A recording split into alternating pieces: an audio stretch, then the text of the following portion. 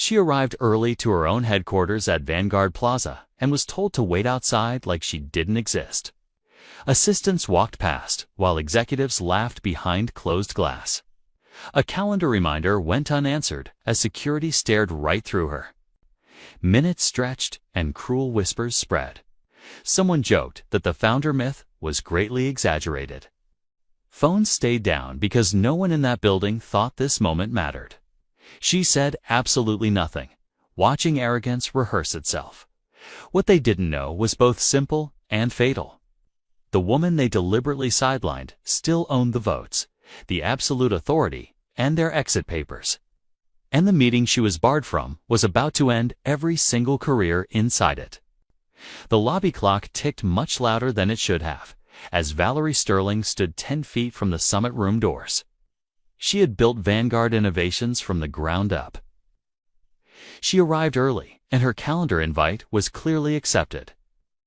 Still, the receptionist glanced at her badge, frowned, and said, "They're in a meeting. You'll have to wait outside." Valerie nodded once and calmly stepped aside. The first humiliation landed quietly, being reduced to a mere visitor in her own house. Assistants hurried past without ever meeting her eyes.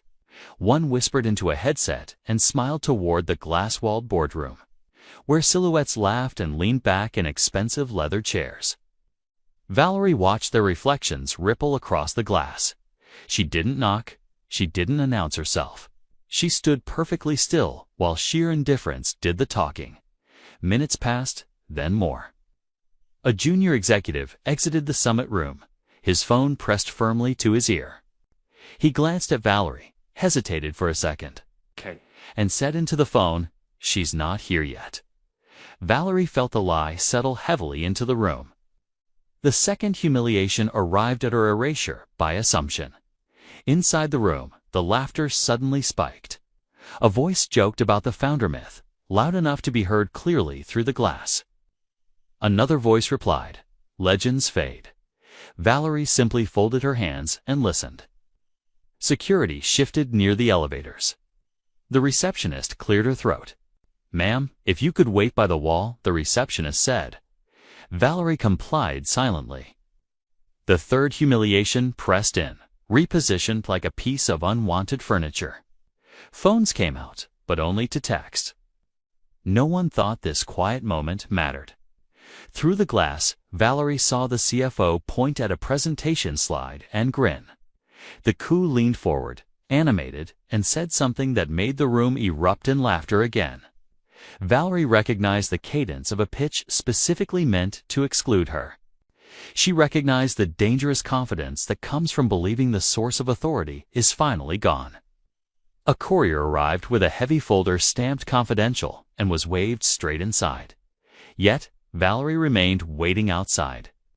The fourth humiliation cut much deeper. Access was quickly granted to paper, but entirely denied to the person.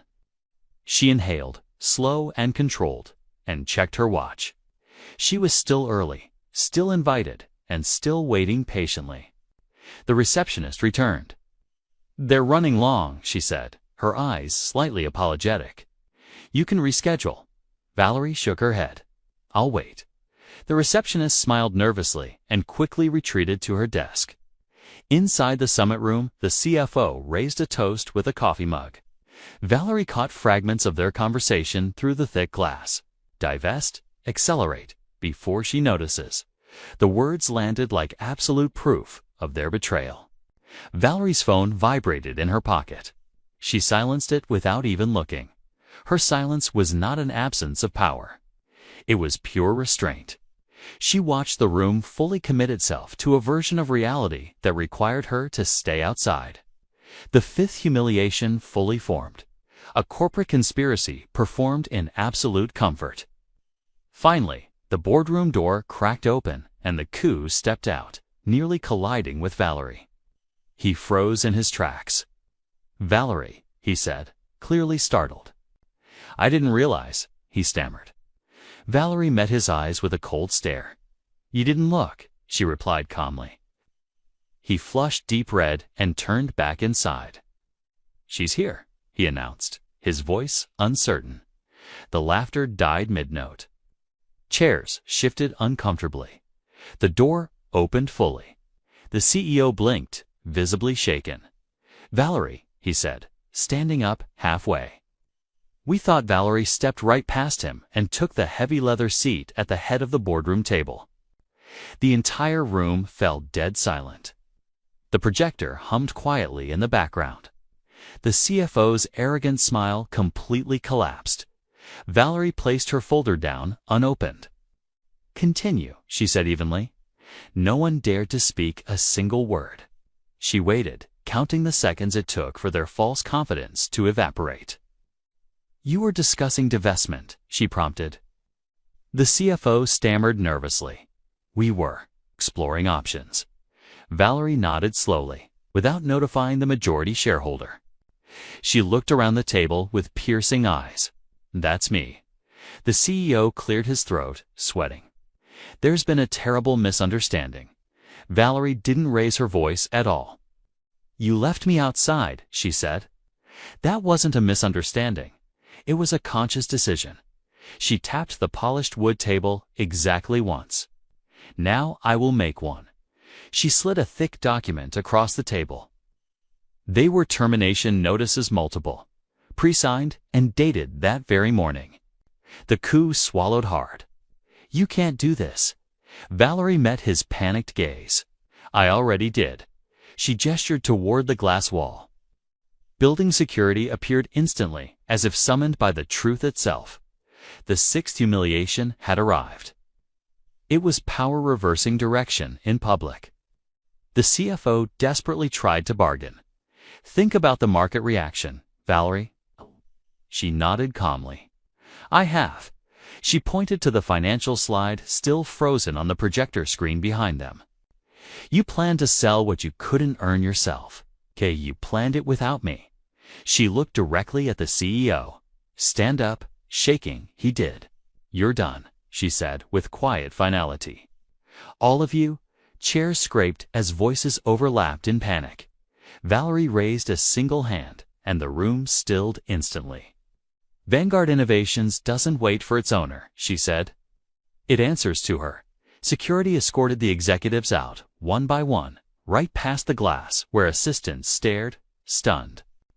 Phones finally rose to record the epic downfall. When the room finally cleared, Valerie turned to the remaining, terrified staff members. "Reset the calendar," she said with absolute authority. "We start right now." She stood up, adjusted her tailored jacket, and paused at the doorway. Cameras from the press had crowded the hall outside. Valerie faced them once, composed and entirely final. "Access isn't granted by habit," she stated clearly. "It is enforced by ownership. If that chilling silence shook you, don't just scroll past it. Like this video, share it with someone who confuses position with real power, and comment the exact moment the room turned. Tell us where you're watching from and drop one word that defines her incredible patience. Subscribe and turn on notifications for more stories where arrogance collapses publicly. Ownership speaks without shouting, and dignity decides who waits and who walks away. Stay present, stay vocal, and always demand respect everywhere it is denied today.